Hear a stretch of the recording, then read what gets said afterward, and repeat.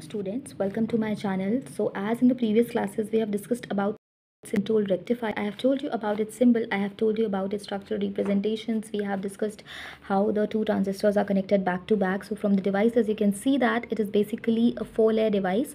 In this, two transistors are connected. First of all, it's your PNP transistor and then it's your NPN transistor. In this there are three junctions, J1, J2 and J3. There is a gate terminal, anode and cathode current is provided over here. Okay, then we have discussed about how the doping concentration is basically made whenever we have to make any SCR conduct.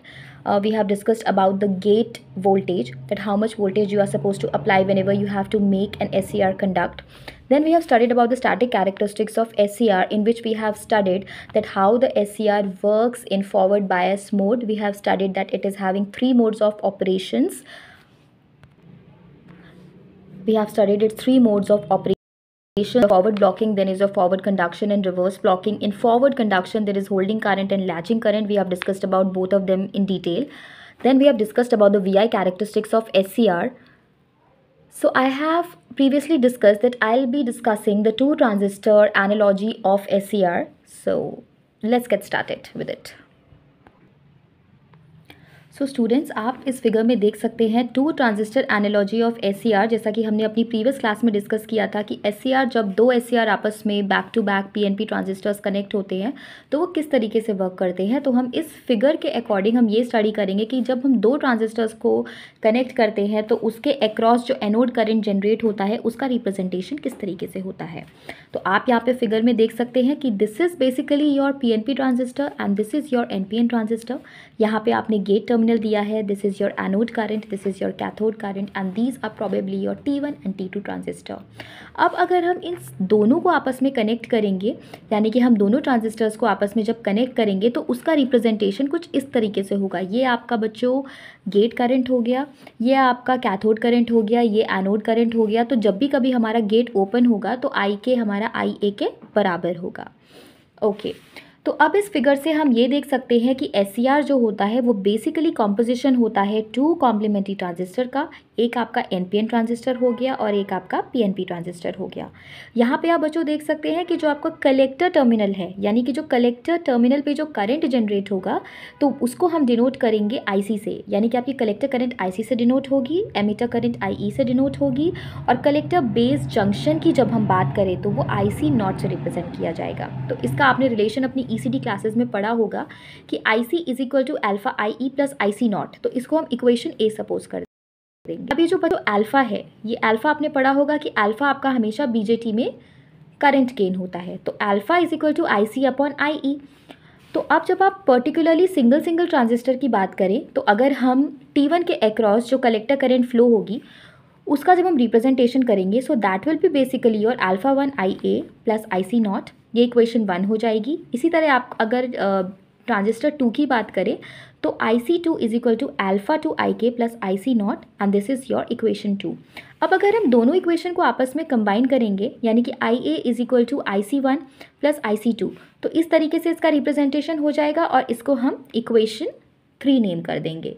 अब हमने ये suppose किया कि जब gate terminal open है तो आपका IK जो है वो IA के बराबर हो जाएगा. अब आपने ये सारी वैल्यूज़ को आपस में सब्स्टिट्यूट कर दिया. अल्फ़ा 1 और अल्फ़ा 2 वाली टर्मिनल्स आपने एक साथ ले ली, यानी कि IA वाली जो टर्मिनल्स हैं आपने टर्म्स एक साथ ले ली. तो IA हो जाएगा आपका 1 माइनस अल्फ़ा 1 प्लस अल्फ़ा 2. ये आपकी दोनों ट्रांजिस्टर्स की कलेक्टर करंट हो जाएगी, यानी कि IC0 प्लस IC0 2. तो IA is equal to IC0 1 plus IC0 2 upon 1 minus alpha 1 plus alpha 2. तो हम IC0 1 और IC0 2 का जो कॉम्बिनेशन होगा इसको हम IC0 से रिप्रेजेंट कर सकते हैं. तो यानी कि आपका IA हो जाएगा IC0 upon 1 minus alpha 1 plus alpha 2. इससे रिलेटेड आपके न्यूमेरिकल्स बच्चों एग्जाम्स में पूछे जा सकते हैं. तो अगर आपको ये फॉर्मूला अच्छे से आता है तो आप उसमें सब्स्टिट्यूट करके किसी भी एनोड करंट की वैल्यू निकाल सकते हैं. आप अल्फ़ा 1 की वैल्यू निकाल सकते हैं, अल्फ़ा 2 की वैल्यू निकाल सकते हैं, IC0 की वैल्यू निकाल सकते हैं. सो बेसिकली क्वेश्चन पे डिपेंडेंट होगा कि उसमें आपसे किसकी वैल्यू पूछी जा रही है.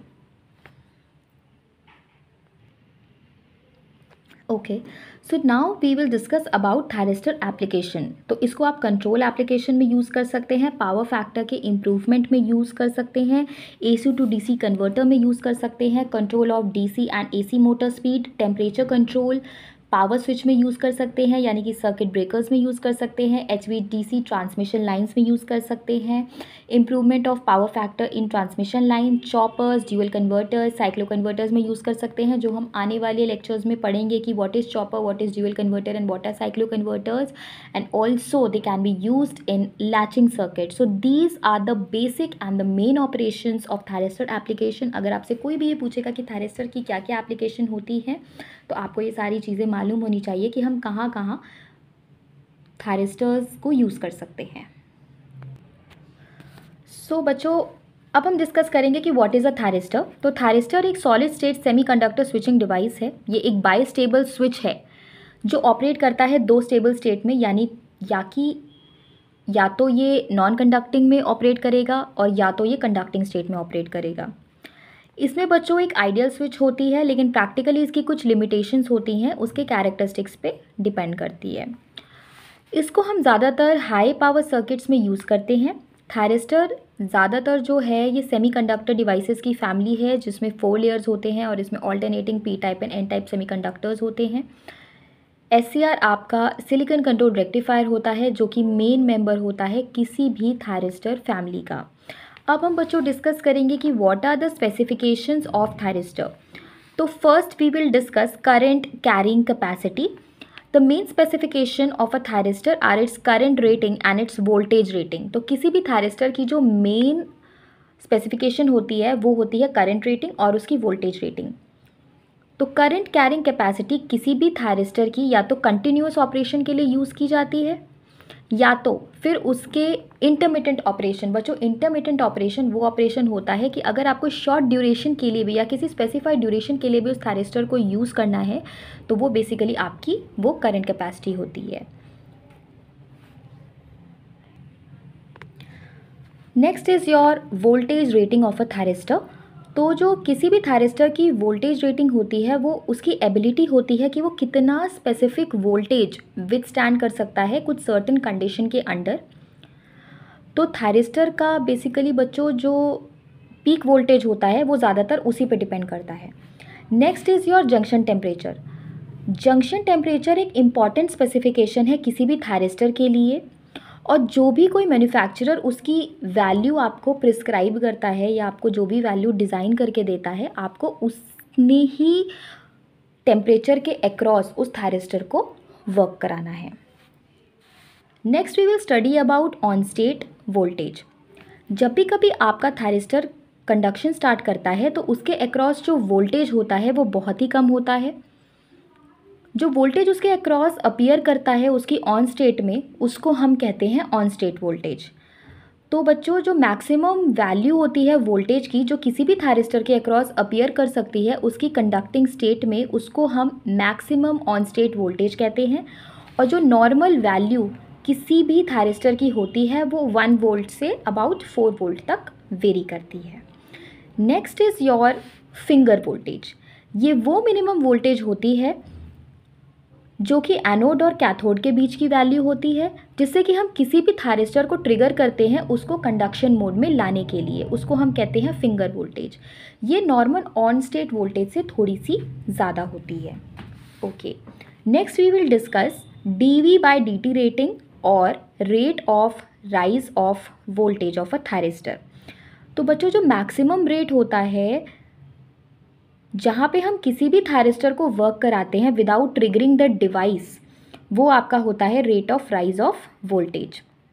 हमें पता है कि थायरिस्टर में एक डिप्लीशन लेयर होती है जिसकी वजह से उसके अक्रॉस एक कैपेसिटेंस फॉर्म होता है और उस कैपेसिटर की वैल्यू आपकी हो जाती है C। अगर IC कैपेसिटिव करंट है जो कि जंक्शन के अक्रॉस फ्लो करता है, तो वो जो पर्टिकुलर डिवाइस होता है वो करंट जनरेट करता है IC = C dV/dt, जहाँ पे आपका dV/dt उसका rate of rise of voltage होता है। Okay students, in next class हम कुछ और थायरिस्टर्स की रेटिंग्स के बारे में बात करेंगे, थायरिस्टर्स के कुछ स्पेसिफिकेशंस के बारे में बात करेंगे। So thanks for watching my video and do study all my previous lectures, जिससे कि आपको थायरिस्टर के बारे में सारी पॉसिबल इन्फॉर्मेशन मिल सके। Okay students.